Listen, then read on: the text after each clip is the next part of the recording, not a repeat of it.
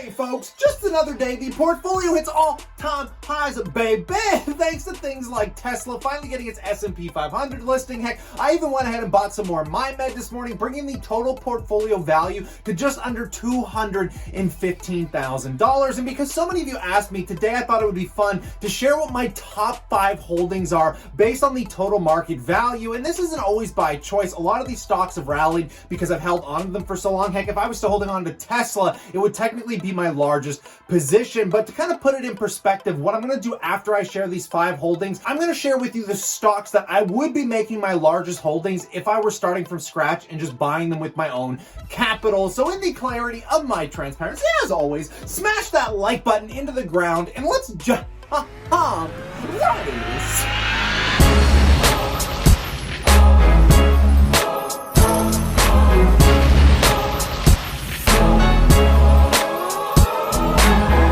Welcome back, my passive income investors alike. Now to kick this off, we're going to start by talking about the top weighted holding, my largest position out of them all, which I'm sure comes as no surprise to you guys, being Ryokan, at which I currently own 1,550 shares at a current market value of around $25,400. And the only reason this one made the top of the list was because if you minus out the 4,200 I have roughly owing on my line of credit against this sucker, it still makes it just a tiny bit bigger than the second one we are about to look at. Now, this is only valued at its current stock price, which is sitting just above $17 a share. If it continues to hold that price, it will probably likely be moving forward my largest position in my entire portfolio, but only against one that many of you know I just talked about recently being my favorite monthly paying dividend stock of all time, which of course is Northland Power. Now, if you went back only 2 weeks ago, this would be my largest holding in my portfolio, and not by choice, just by a stock rally and me not wanting to penalize it for running so much. I can't bring myself to sell any of it. It pays me $50 a month. Just being in the renewable space with the highly explosive growth that they're probably going to have moving forward, guys, I'm still comfortable holding it as my second largest position at 506 shares, currently valued about $20,800 in this moment. Now let's move down the list to the 3 lower weighted companies that kind of all sit at an equal range. Taking a look, next runner up, we got to talk about Microsoft, which has been holding up phenomenally well. A lot of people think it's overvalued, but I don't want to sell any right now. I still like the company. It's still growing. It's Microsoft. I mean, they just released Xbox, guys, but I currently hold 60 shares at a current valuation. These are all converted to Canadian dollars, by the way, of $16,700, which the next weighting, which most people would think would be Apple, but it's not. In fact, one stock that I always advocate should be in your portfolio. Of course, we got to talk about healthcare, being Johnson & Johnson, at which I currently own 85 shares, currently worth $16,600. This will be one that'll ride or die me to my retirement and probably get inherited to my grandkids.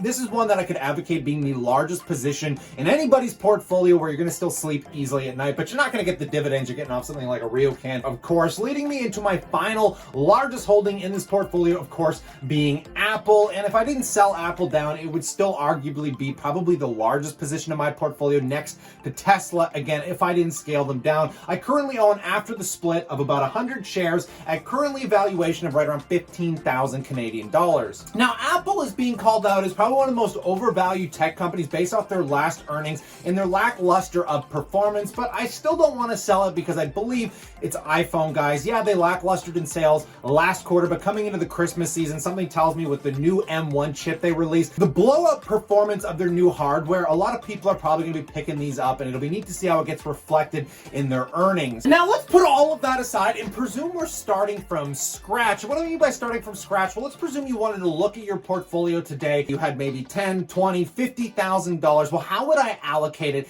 in this very moment? Now, this is going to be very circumstantial, but it's based off my current opinions on some companies that I would love to own more of. But again, by circumstance, other companies have kind of overtaken the portfolio. And at the very top of my list, if I was looking for growth in my portfolio, the first stock I would run to that I still advocate as being one of the best S&P top 10 companies would have to be Facebook, guys. When we look at the risk versus reward and the future outlook potential, a lot of people think Facebook is kind of expensive here, but I don't compared to the other S&P top companies, except for Amazon. And I'm not the biggest fan of Amazon. It's something that I really plan on buying, so I had to put Facebook above it. Even though I'm not buying anymore right now, guys, I have scaled up the position to where I'm comfortable. I haven't experienced the capital gains that sure I experienced in Microsoft or Apple, but you got to keep in mind, I haven't held it for nearly as long. It's still a rather large position. I think it makes up about a 14 or 15K total position in my portfolio as it stands right now. And if I was starting from scratch, I'd have no problem buying it at its current price of right around $270 a share. Now, beyond that, we're looking for dividends, guys. We are dividend investors, and one of my favorite parts of the market since this crash has had to have been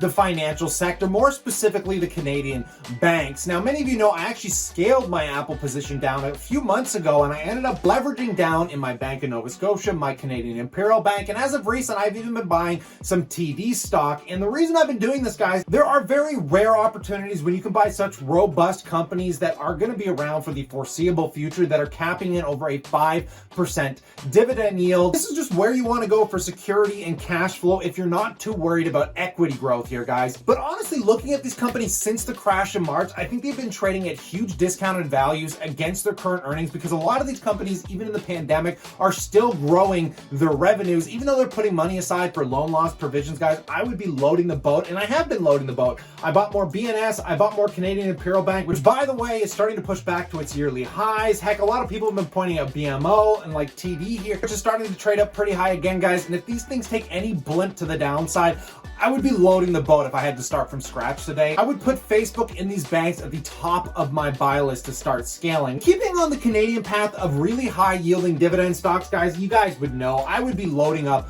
on Ryokan, of course, or maybe even a diverse portfolio of REITs that are still posting pretty decent earnings through this. I love these as recovery plays because the yields are absurd. There is a little bit more risk, of course, but you're still looking just like the banks and a lot of upside moving forward as the economy probably recovers by mid next year to the end of 2021. And then finally, this is probably pretty expected, but I think everybody to some degree should have some healthcare in the portfolio. And the final stock I would be loading up on, making one of my largest positions even still, would have to be Johnson & Johnson. Even though this company stated that it was going to have a cure coming online, and it seems to be falling behind Pfizer and Moderna, their infrastructure and the amount of impact that they have on the medical front in America and in North America, guys, it's one of these staples to society that way too many people think is boring. The yield sucks, but at the end of the day, if you're a young person like I am, guys, and you have like a 30-year time horizon before you're anywhere near 60, I would just buy this and lock it in at your retirement account, or heck, if you have like a 401k and you're getting contribution matching from your employer, and like I said, guys, I'm doing this in my RSP. If you can avoid touching the money for a long extended period of time, this will be one that after all the dividend increases, when you can look 20, 30 years out from now, I would just even buy a little bit of it, set it and forget it. I would put this to things like Pepsi, Procter & Gamble, just companies that, yeah, the yield's not great, but you're looking at companies that you know are going to be around forever. They're going to stabilize out